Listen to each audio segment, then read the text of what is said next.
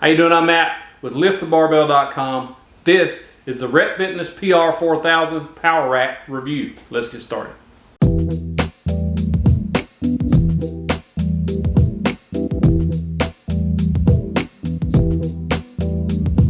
Don't forget to check liftthebarbell.com, link in the description below, or you can just go there in your browser. I have a written review of this rack with tons of up-close, high-resolution photos of this rack. So my gym shut down in March due to COVID-19. I knew I wanted to build a home gym at that point. I actually wanted to before then, but this gave me a good excuse to do it. So I decided to go with the Rep Fitness PR-4000. In this review, I'll tell you why I decided on this rack, how much it costs, and everything that I got with it, and what I think about it. So a little background, I've been lifting for about 10 years, give or take, on and off. I kind of go through cycles where I was running and then lifting and then running and lifting, different things. But mainly I stayed with lifting throughout the whole thing in some form or fashion. So I wanted a rack that was stable, that was cost effective, and that would last a very long time. So I chose the PR-4000 for a few reasons. One, for the price.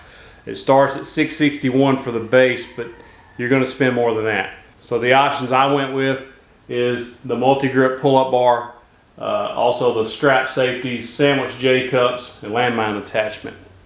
And also I wanted the metallic black uprights and the blue cross members to kind of go with the theme of the gym. So my gym is in my garage. It shares a space with my wood shop. I'm also a woodworker, 731 Woodworks here on YouTube if you want to check those videos out. But as you can see, space is very limited here. So basically I took a corner of my shop. This is an 8x8 platform. Another 2 feet over there, so about an 8x10 area to work out in and lift weights. And then I put down some stall mats going out to the end of the garage. Just another 12 feet out to do some other things, burpees and battle rope, ball slams, etc. So I ordered this rack on April 2nd. It came in like the 10th of June or something like that of 2020. The reason it took so long was because of COVID. Everything was shut down. They took massive pre-orders. So hopefully by the time you're seeing this video, those orders are sped up and should be on track. I knew that I was going to have to wait when I ordered it. It told me what my expected delivery date was, and they met that date. So the first thing I did before I got the rack was I went ahead and built this platform. It's plywood. I'll drop a link in the description below to this rack, as well as the plans I use for this video. Somebody else's, but I'll link them down below. So when I got the rack in, I bolted it up. And one thing to keep in mind if you get this rack, or any other rack for that matter, is when you put it together, don't tighten everything down. I tightened everything down, and it actually was, the uprights were more narrow at the bottom than they were at the top because I didn't adjust everything right. So I went back and loosened everything, and I went ahead and bolted it down. I used 1/2 inch by 2 inch lag bolts with a washer and got those bolted down. And then once everything was bolted down, everything was squared up, I went ahead and tightened everything back down. It comes with a wrench to tighten everything up, but I just used my own wrenches and sockets. Makes it a lot faster. So this is the hammer tone blue color, and this is metallic black. I went with the multi-grip pull-up. These accessories are from Rogue. This is a nunchuck pull-up. These are 3 inch globe pull-ups. Make excellent grip work. I've bought the flip down safeties separately from the rack, as well as the standard J-cups. I opted for the flat sandwich J-cups because I wanted better protection.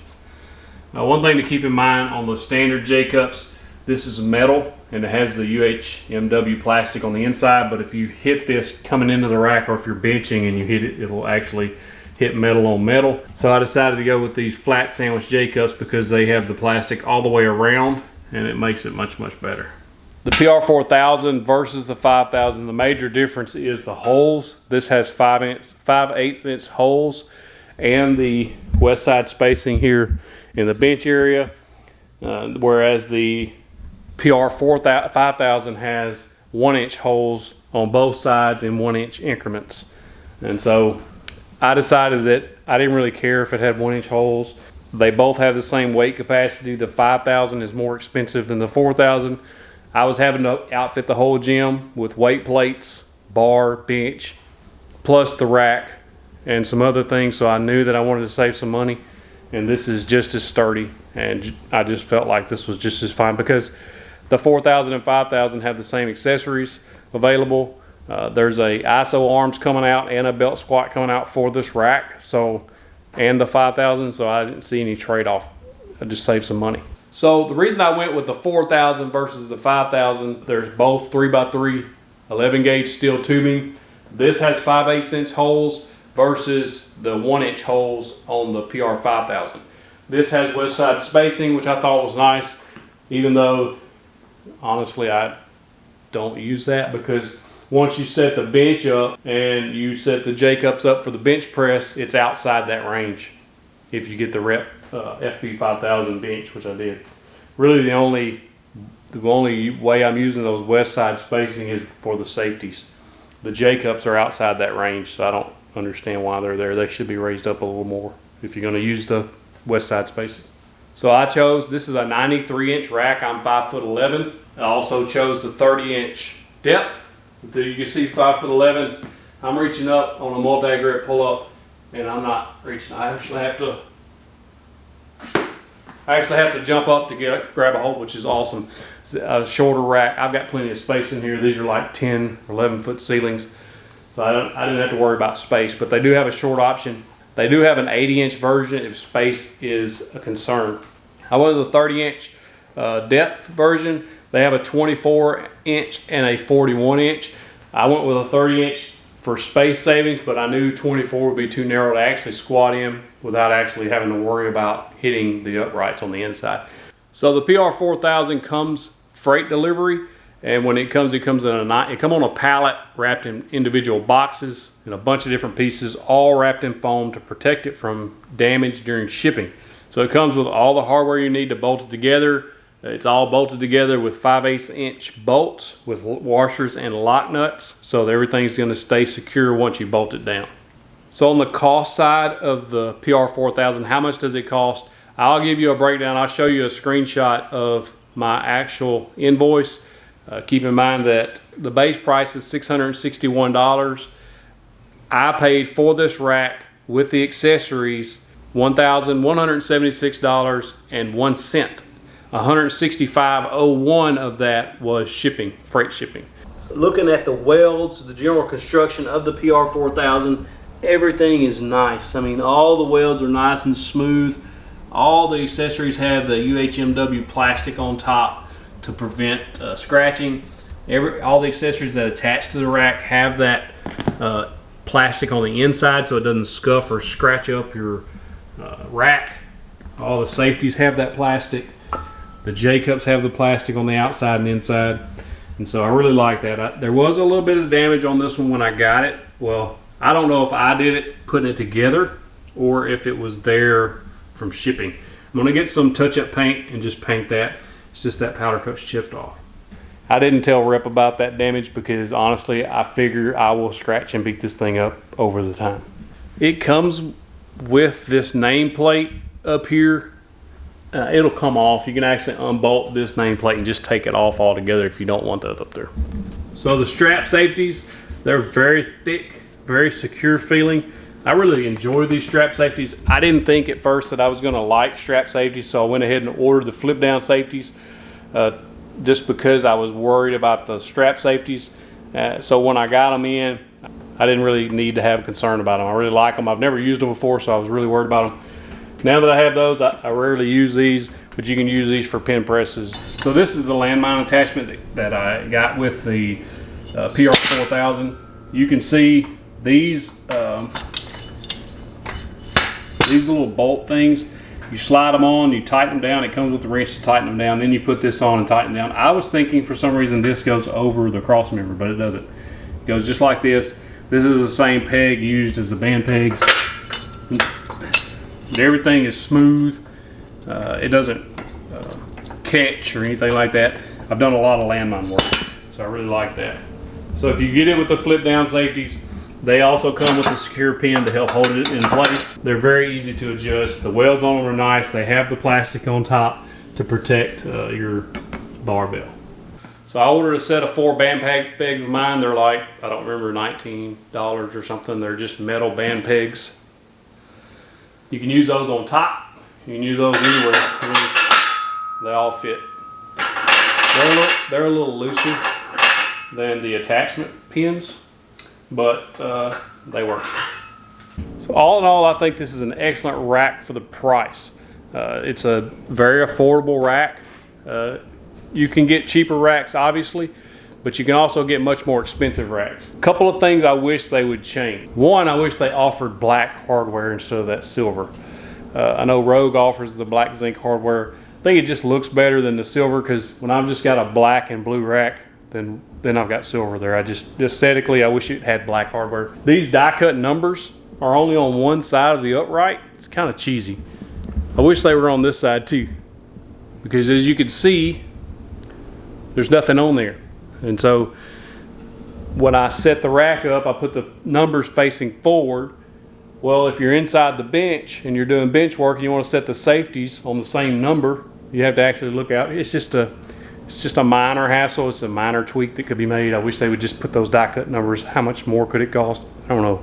Maybe a little. It would just be a lot better. Also on the flip down safeties, when I ordered those, the reason I got the J cups, those standard J cups, they actually had pictured the 5000 flip down safeties on the 4000 page. So they actually had holes in them, just like the rack or the cross members. So I wish they actually had holes in them for accessory work or just aesthetically to make it look the same. On the pull-up bar, it's a nice powder coat. It's a black powder coat, but I do wish there was some knurling there, especially on the handles, just to help with grip. You will see that it has the laser cut holes as well as the numbers in 5. So start out at 1, 5, 10, 15, 20, 25, 30, 35, and then of course the rep logos there. This metallic black looks pretty cool. It's got a nice powder coat. Even looking inside the bar, inside there, I don't see anything that looks bad. Like sometimes you'll see where on the inside of the tubing it looks bad. This is 3x3 11 gauge tubing. Very strong, very sturdy. It will shake if you move it. If you really push on it, you can see it moving. It will move a little bit, but I mean, it's a really sturdy rack. So doing pull-ups or benching, squats, anything like that, when you rack the weight, when you're doing pull-ups, it doesn't move a whole lot. Even doing dips, it'll move a little bit, but not a lot if you bolt it down. I put it together and I've done a few dips with it before I bolted it down. It made me a little nervous because the other side started popping up off the ground just a little bit. So 4-post rack, you definitely need to bolt it down. I've ordered the spotter arms that come off the front, and I'll get the front feet stabilizers once they're available. Right now they're not available because they're sold out. The reason I want those is those ISO arms that are coming out, the lever arms that's going to attach to the rack, I'm going to get a set of those. So this is the dip attachment. It's a pretty substantial piece. It takes up a lot of room. It's fairly heavy. You just select one of the holes, put it on there, it drops into place. There's a safety pin that you can put in there to keep it from moving back upwards. But it does wiggle side to side. So it does wiggle side to side. It's not super secure, but it does have that plastic on the inside to prevent any damage to your rack. So this bolts together. It comes in three pieces. These two, the horns, and the actual piece that goes to the rack. You just bolt it together. It's pretty simple. Same size bolts as used on the rack. Has end caps. They're plastic. They will come off. I hope that if they do come off, I'll just glue them back in there. The welds on the dip attachment are nice and smooth. There's a couple of holes there. I'm not sure why they left those holes there, but the end caps are the same here as they are down here. So the dip attachment can go on the front or either side or the back if you have the space. So if space is a concern and you're only spaced out a certain way, then this will work either direction. So on the dip attachment, I have to take it off to use the rack because I use both sides of the rack for different things. If you're only using one side, maybe you could use that and leave it on the back or the side if you wanted to leave it on.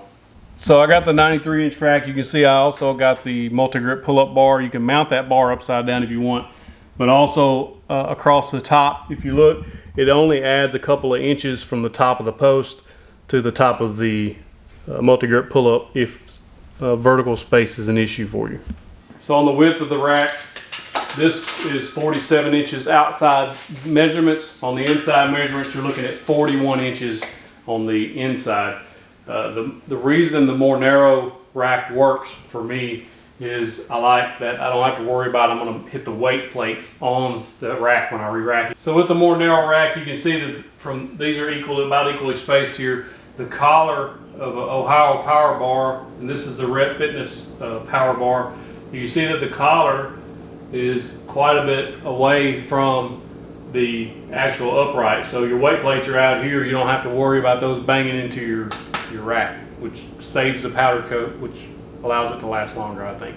I think the Rep Fitness PR-4000 power rack is one of the better racks on the market for this price range. I did look at Rogue when I was buying. While I think they make excellent racks, I would love to have one.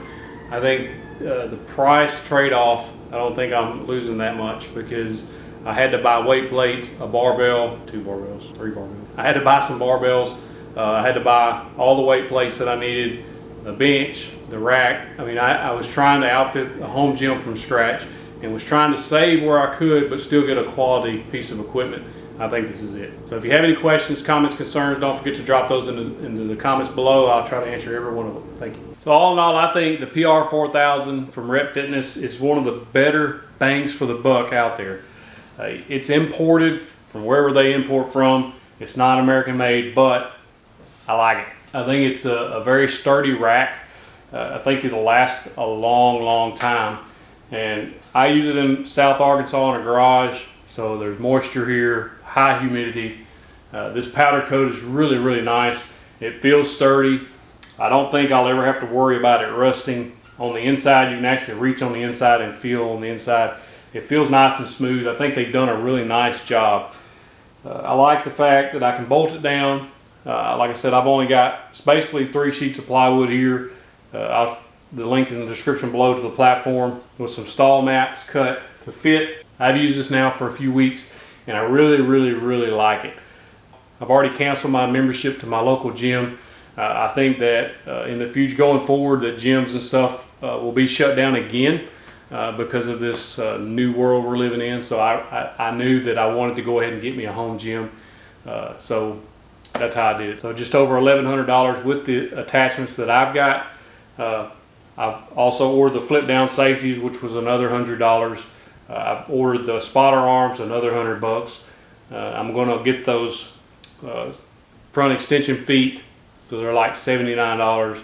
And then there's a leg roller attachment that I'm going to get for this, and so that's going to be another $69 or so.